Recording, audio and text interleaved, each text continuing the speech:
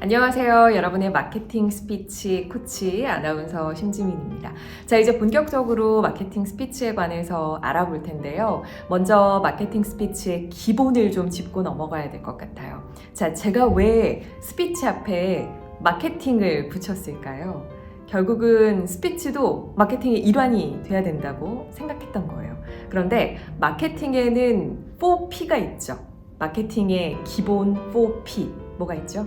먼저 프로덕트, 제품이 있어야 돼요. 그리고 플레이스, 유통을 어떻게 할 것인지, 플랫폼을 어떻게 선정할 것인지에 대한 결정이 필요하고요. 세 번째 P는 프라이스죠. 네, 가격 설정 중요합니다.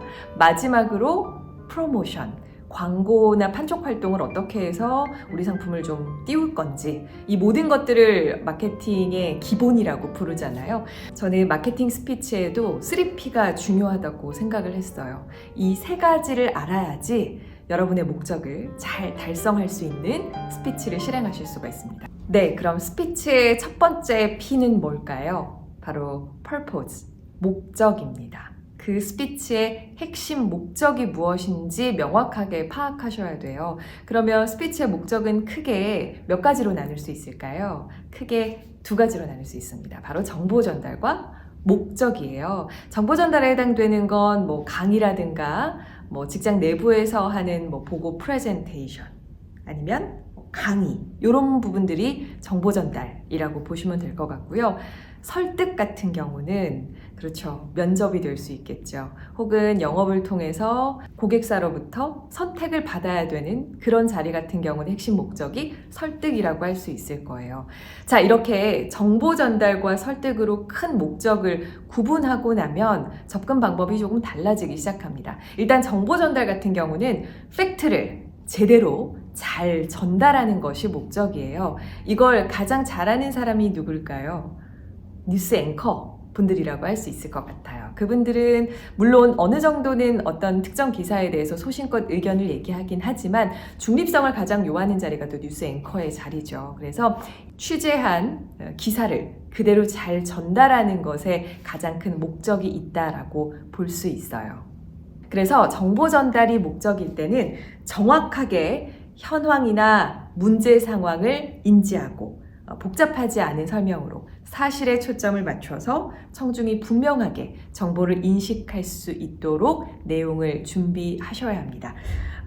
정보가 청중에게 전달되기만 한다면 목적은 달성되긴 하지만 아무래도 훌륭한 스피커라면 발표 중간중간에 청중의 이해 정도를 체크해서 이해한 수준에 따라서 부연 설명이 필요할 때는 덧붙인다든가 숙지와 응용이 가능하도록 도움을 드리겠죠.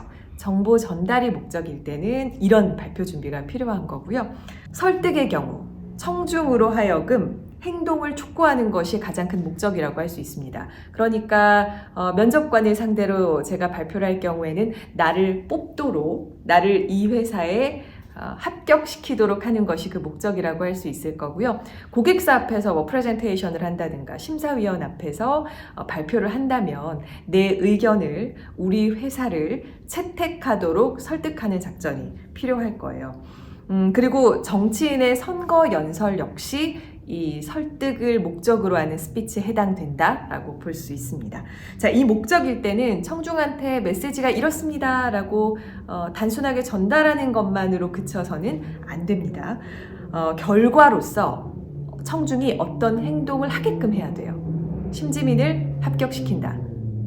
심지민의 회사를 이번 프로젝트의 운영사로 선정한다.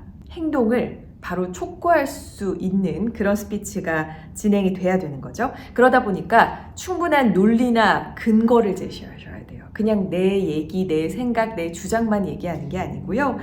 상대를 납득시킬 수 있는 논리나 근거를 충분하게, 비주얼 자료도 좋고요. 말도 좋고요. 텍스트 자료도 좋습니다. 이렇게 제시를 하고 여기에 동기부여도 살짝 녹이는 게 좋아요. 인간은 또 감정적인 동물이기 때문에 어떤 감정을 느낄 수 있게끔 저 사람 참 매력적이다. 저 회사 참 멋있다. 라는 생각이 들게끔 이런 감정을 좀 녹여준다면 아마 청중이 더욱더 메리트를 느껴서 나를 채택할 확률이 높아질 수 있겠죠.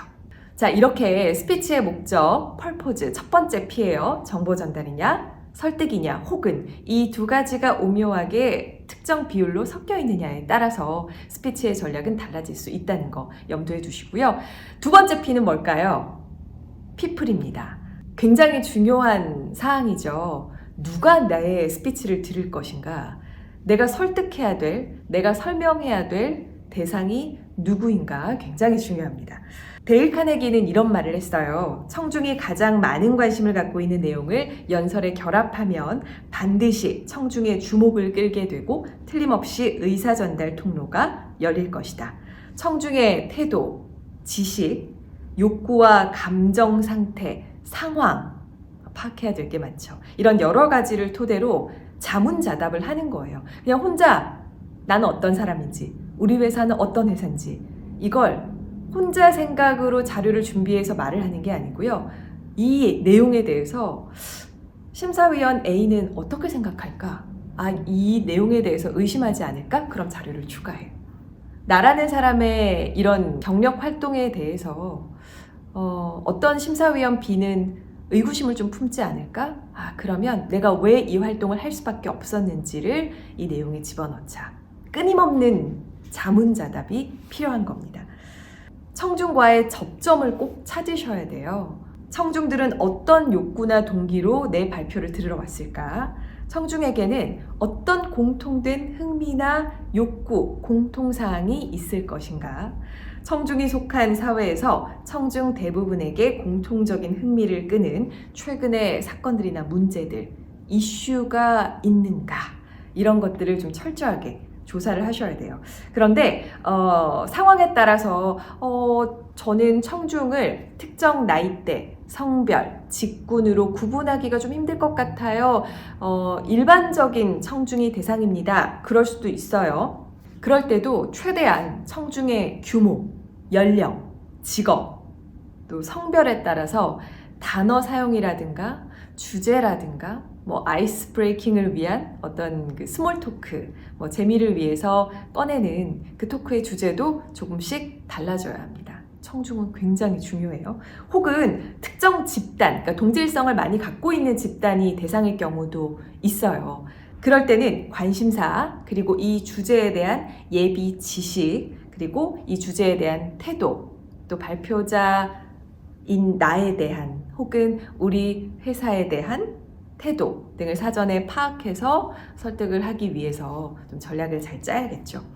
설득이 목적인 스피치에서 성공 여부는 바로 청중에게 달려있다 해도 과언이 아닙니다. 사실 정보 전달일 경우에는 팩트를 잘 전달하는 것이 그 목적이다 보니까 청중에 대한 반영 요소가 그 성공을 결정하는데 많은 영향을 끼친다고 볼 수는 없어요. 그런데 설득이 목적인 스피치라면 청중에 대한 준비가 다라고 해도 정말 과언이 아닙니다.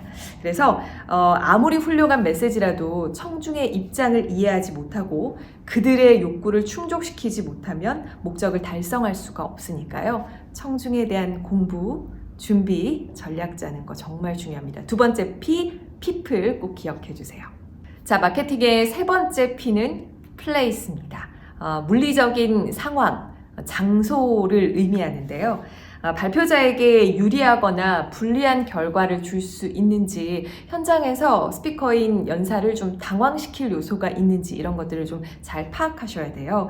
참석할 청중의 특성을 고려해서 정해지는 장소로 강당, 강의실, 회의실, 사무실, 이런 여러 가지 실내 시설이 있을 수도 있고, 운동장이라든가 공연장이라든가 이런 야외 시설이 있을 수도 있겠죠. 사전에 내가 발표해야 될 장소를 파악하고 해당 장소의 컨디션을 미리 숙지해 두면 발표자가 쉽게 그 현장에서 적응을 할 수 있고요. 신체 언어 사용 연습이나 시청각 장비 사용 등에 있어서도 좀 유리하게 현장 상황을 활용할 수 있습니다. 또 조사를 할 때 청중의 입장에서 보기에 좋은가, 내가 준비한 시청각 자료를, 혹은 듣기가 불편하지 않은가, 마이크를 써야 하는가, 이런 것들도 사전에 좀 파악을 해두는 게 좋겠죠. 이 밖에도 시간과 순서, 점심 먹고 가장 졸린 시간대에 하는지, 혹은 10팀의 발표가 있는데 내가 마지막 순서가 아닐지, 발표 상황의 배경과 비중, 이런 거에 대한 디테일한 사전조사와 분석 역시 마지막에 그 그 스피치의 목적을 달성하는데 또 기여를 할 수 있습니다. 마케팅 스피치의 시작은 사전 분석이라고 할 수 있어요. 그래서 purpose, 목적, 그리고 people, 청중, place, 상황과 장소에 대한 대비가 충분히 돼 있어야 합니다. 에이브러함 링컨은 이런 말을 했다고 해요. 사람들에게 연설할 때는 그들이 듣고 싶어하는 바를 생각하는데 3분의 2의 시간을 활용하고 내가 말하고 싶은 내용을 생각하는데 3분의 1의 시간을 사용한다. 결국 내가 말하고 싶은 것보다 상대가 뭘 듣고 싶을까를 생각하는데 더 많은 시간을 쓰고 그렇게 컨텐츠를 준비할수록 목적을 달성할 확률이 높아진다는 거겠죠. 자신만의 참신하고 그리고 성공하는 그런 스피치를 하기 위해서는 제가 오늘 말씀드린 3P, Purpose, People, Place 세 가지는 무조건 파악하고 전략을 짜야 된다는 거 기억해 주시고요. 앞으로 여러분의 3P 분석 그리고 그에 대한 대비 또 필요한 부분이 있으면 제가 잘 또 도움을 드릴 수 있는 영상을 준비하도록 하겠습니다. 오늘은 마케팅 스피치의 3P에 대해서 알아봤어요. 저는 다음 컨텐츠로 다시 돌아오도록 하겠습니다. 안녕히 계세요.